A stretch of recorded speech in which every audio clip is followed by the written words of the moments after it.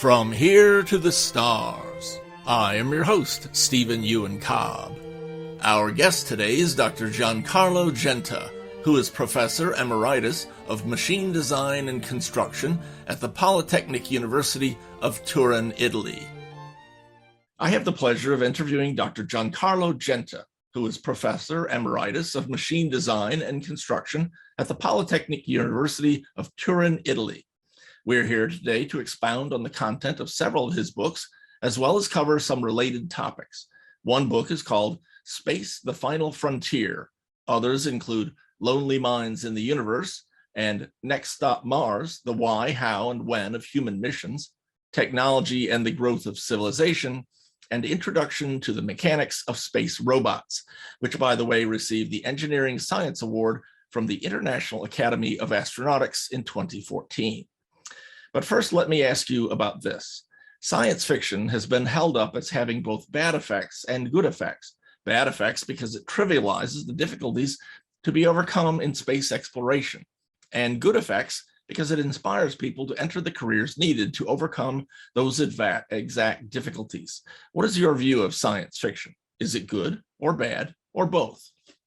Well, essentially it is good because if we listen to what many scientists say, they were, in a way, when they were young, involved into science because they were readers of science fiction and were enthused toward studying scientific subjects by reading science fiction. So science fiction is a very powerful incentive for having people in scientific and technical careers, to the point that, for example, in China, now the government is paying lots of money towards developing science fiction, because they think that in this way they can have more scientists and more people interested in science. So essentially, science fiction has a very good effect on development of science, but has also a drawback, and it is exactly what you were saying before. When we speak about things done as easily as in science fiction, we can underestimate the difficulties of real-world space missions. When we see Captain Kirk going from planet to planet and from star system to star system with that ease, it is difficult to get enthused by the return to the moon. After all, the moon is so close that there should be no difficulty at all in going to the moon, if you think about what science fiction describes. So it has good and bad effect. I think that the good effects are much bigger than the bad ones. Okay. Doctor, you have written or co-authored more than 50 articles in professional publications, two of which I'd like to ask about. The first is titled, Will Space Actually Be the Final Frontier of Humankind? Which suggests to me that maybe there might be something after that. Yes, actually, I wrote before a book published by Cambridge University Press that is Space, the Final Frontier, ?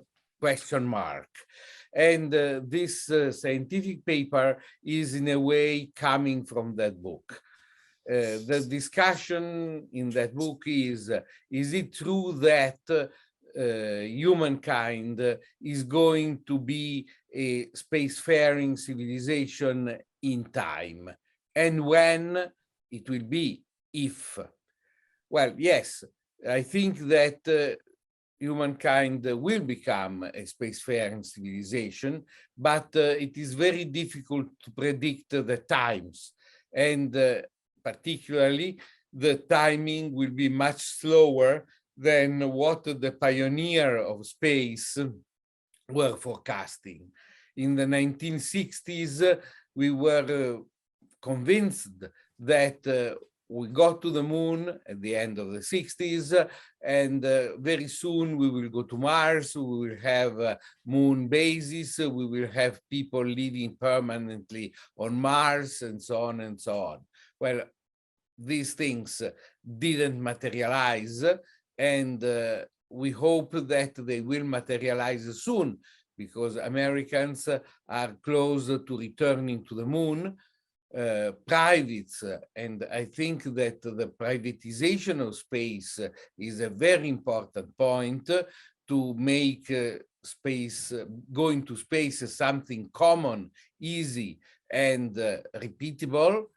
And other countries are going to have moon missions, human moon missions, and then Mars missions. So I think that this will materialize, and the space will actually be humankind's frontier, final frontier, to use the words from Star Trek.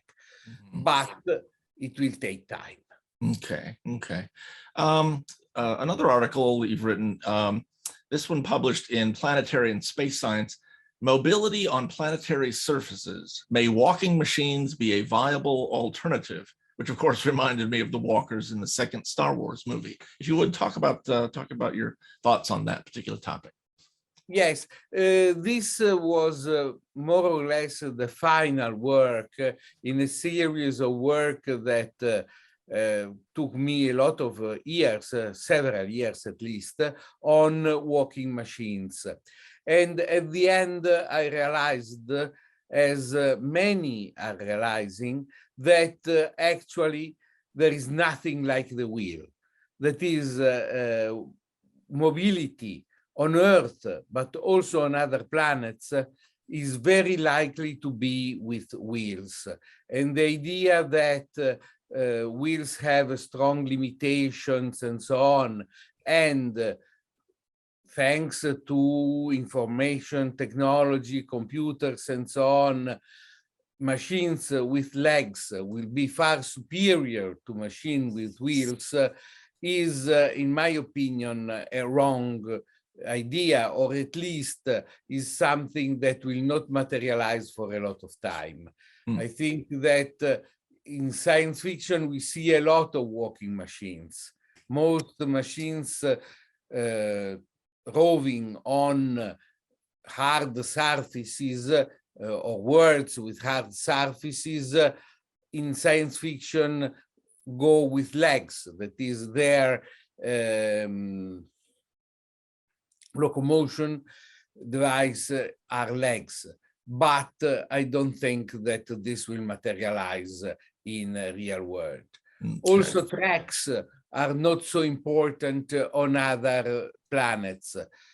Tracks are very good on mud, are superior to wheels on mud, and mud is a mixture of soil and water, and is worse to travel on when it is rich of biological material.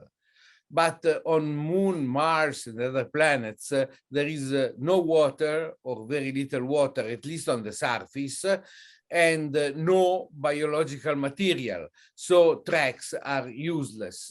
Wheels are much better for all these tasks. So I think that we will see rovers on Moon, Mars, and perhaps Titan and other places with wheels, as it happened for the rovers that we sent on Mars. Okay. Next, I'd like to ask a few questions from the book you wrote with Dr. Rycroft in 2003. The title is Space, the Final Frontier.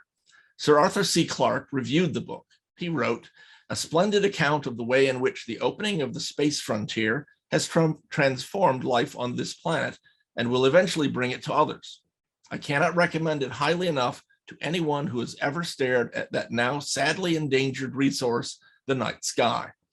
And I like to jump around with my questions, and so I'm going to jump to the middle of your book and ask about panspermia. This is a recurring popular topic in science fiction. but I'm not familiar with how popular it is amongst science researchers. If you would talk about perhaps the concept in general, and also maybe a little bit about whatever evidence there is about this. Well, panspermia is a concept that started about more than 100 years ago, and is based on the idea that life comes from space. That is, the origin of life is ascribed to microorganisms that came on Earth from space on comets or meteorites, or mostly on micrometeorites. Well, we are sure that if there is a living object in the meteorite big enough, it can survive the heat of the entering atmosphere and can reach the Earth's surface more or less intact. We know that because we have meteorites coming from Mars that contained structures that look like living structure, or at least fossil living structure. We have not yet discovered where they were actual living structures or not, but what we know is that they reached the Earth more or less intact. So panspermia is possible, but we don't think it is proved, or there is a strong evidence about it. In fact, life developed on Earth. There is still the uncertainty whether life started on Earth or not, and here is where panspermia is entering. In fact, theory of evolution was started together by Wallace and by Darwin. Darwin said that life started on Earth and then developed on Earth. But Wallace was uncertain about the first point and said that there is no evidence about how life started, and then it developed on Earth. Wallace was completely in agreement with Darwin about evolution, but just the point of the first start of life. And Wallace was thinking that there was something coming from an intervention from outside. He thought a sort of creation. We don't know. Actually, panspermia, people who support panspermia thinks that life comes from outside. And this is just an idea, but it's not proved at all. Okay.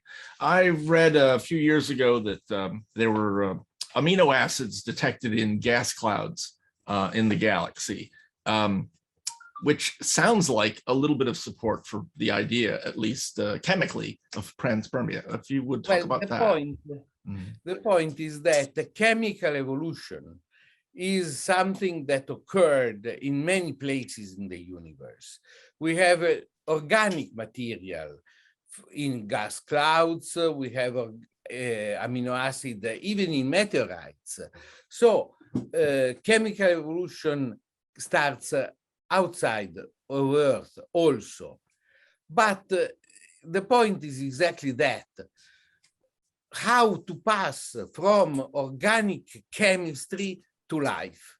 This is the point that is still uncertain, because the complexity of living matter is such that it is very difficult to understand how amino acid could put together to form living matter. So the point is the passage from organic, which is still non-living, to living. And this was the point for which someone introduced panspermia, other introduced the form of creation from some supernatural being, and so on. We don't know. Okay. Let me go to chapter 10, Towards a Galactic Civilization. I'm going to read the headers in this and ask about your take on them. breaking the speed limit, a global village on a galactic scale, millions of human species, and the final one is So Let's Go. I want to ask about millions of human species. This is way in the future when we've basically filled out the entire galaxy. And it's been a recurring theme in many of the interviews I've done that humans will diverge over time. If you would, talk about that. Yes, in fact, this was, for example, the idea of many biologists or many anthropologists who studied the possibilities of human to expand in space. The fact is that humans expanding into space will find a very different environment. And perhaps humans will adapt to these environments. So human species will adapt in different places to different conditions, and so will form different species. There are tendencies to remain unified and tendencies to diverge. In fact, humans are intelligent beings, and so will try to govern evolution. If we govern evolution, it will depend whether we will try to keep unity or we will try to diversify. Let me make an example. Imagine that a community is living on a space station. There will be the tendency to, for example, decrease the pressure inside the station because it will be more effective, less costly to keep a station with a lower pressure, and so to make people to adapt to live in a lower pressure. The space stations of the future will have some form of artificial gravity, for example, by centrifugal forces, by rotating the space station. But there can be a tendency to adapt humans to live in lower gravity so that the rotation of the space station can be reduced. So there will be incentives to live in environments which are different and to adapt to these different environments.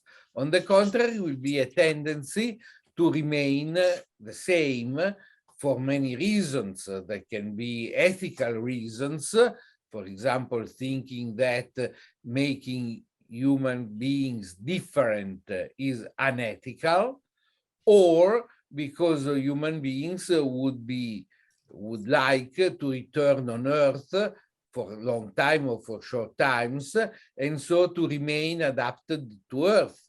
And so the two tendencies will be in some way countering each other, and it is a political decision, after all, to decide what to do. And so the possibilities are open. Okay.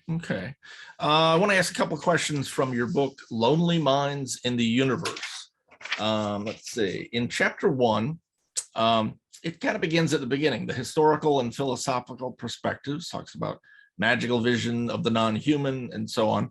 But near the end of the first chapter, first attempts at contact, and one of the headings after that is From Enthusiasm to Disenchantment. So if you could, talk about our first attempts at contact.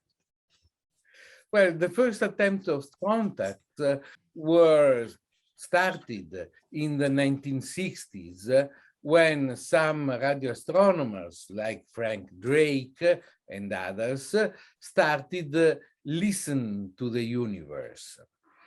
And this brought large hopes, big hopes, because it seemed that it was easy and that in a short time they will be contacted or contact other beings, other extraterrestrial intelligences. But after more than half a century, nothing happened. and we didn't get any, we can say, call from extraterrestrial beings. And so there was a sort of disillusion on the subject. And now we are very much prudent on that. We are thinking that perhaps they exist, but they are very far from us. The galaxy is enormous. Even if we can make a very simple computation, there is an equation, the Drake equation, that tells us how many intelligent beings can be in our galaxy. Well, computation is a big word about that, because actually the Drake equation is one of those equations I say my students are equation for understanding, not equation for computing. Because some equations allow us to compute immediately something. Other equations rely on little known parameters. So they are very useful to understand because they tell us how the parameters play in the equation. But say very little on a numerical basis, because not knowing the value of these parameters, we actually cannot reach a numerical result easily. So from Drake equation, we can compute that the intelligent beings in this galaxy are something between one, we exist only one species, and we are that species, to several tens of thousands. But even if you take the parameters that gives you a result of 30,000, 40,000, for example, if you take the scale of our galaxy, you realize that from one to another of these intelligent species, if they are evenly distributed in the galaxy, and as an average they may be like that, well, there are hundreds and hundreds of light years. So even if the intelligent species in these galaxies are, we can say, 30,000, 40,000, the closest of these species can be 700, 1,000 light years from us. And so it's very difficult to get in contact with them. It is more or less what is called the Fermi paradox. The Fermi paradox is, was originated by Fermi, who said to some friends after in a conversation, informal conversation at Los Alamos lab during the war, well, someone of them asked, do you think that intelligent aliens exist? And he just answered, well, I don't see them around. This seemed just a joke, but actually it was very deep. Fermi was used to give answers of this kind that apparently are just jokes, but they are very deep. And what Fermi meant is that given the time of our planet is 4 billion years old, more or less. Well, in 4 billion years, if there are intelligent species around and they can travel between the stars, some of them would have touched Earth, and either now, and so we could see him, or he could leave some traces of him on Earth. So the idea is, if travel between stars is possible, given that time is what it is, if extraterrestrial intelligence exists, they would be around. To this question, to this, we can say, paradox, we can come out in very different ways. The simplest thing is that we can say, well, interstellar travel isn't possible. If it isn't possible, they couldn't come. Another way is they don't exist. If they don't exist, we don't see them because that. Or another way is an intelligent species is very short-lived. And so they existed, but at present they are not there. And being short-lived, they disappeared, and so on. There are many questions. There is a very nice book by Stephen Webb that is entitled, If the Universe is Teeming with Aliens, Where Are They? And the book is 50 Answers to the Fermi Paradox. And each one of us who thinks about extraterrestrial intelligence and space expansion has his own favorite answer to the Fermi Paradox. And my favorite answer is this. They may exist, but they are quite rare. So they are not 30,000 in our galaxy at present. They change in time, obviously, but they exist. But they are so far one from the other that it is very unlikely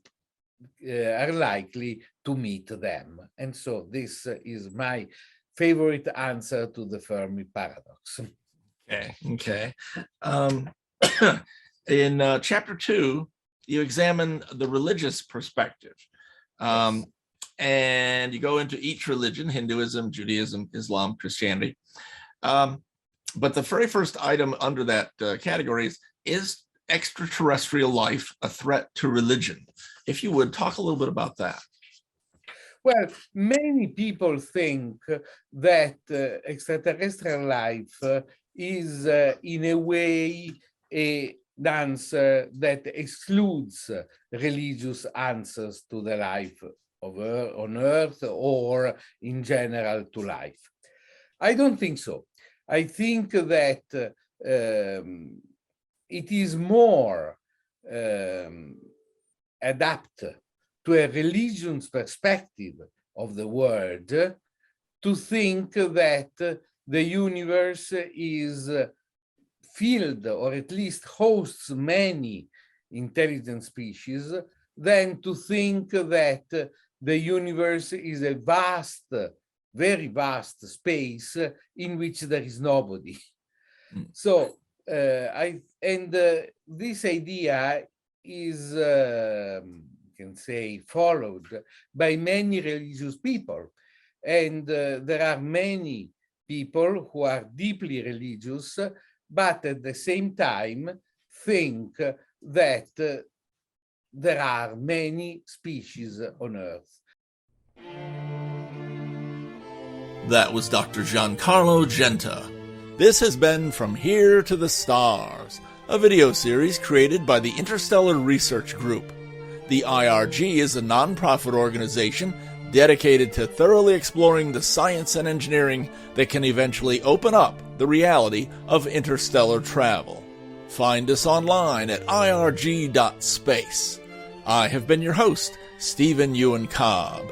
If you enjoyed this video, please hit the like button, and you can subscribe to our channel for other such videos.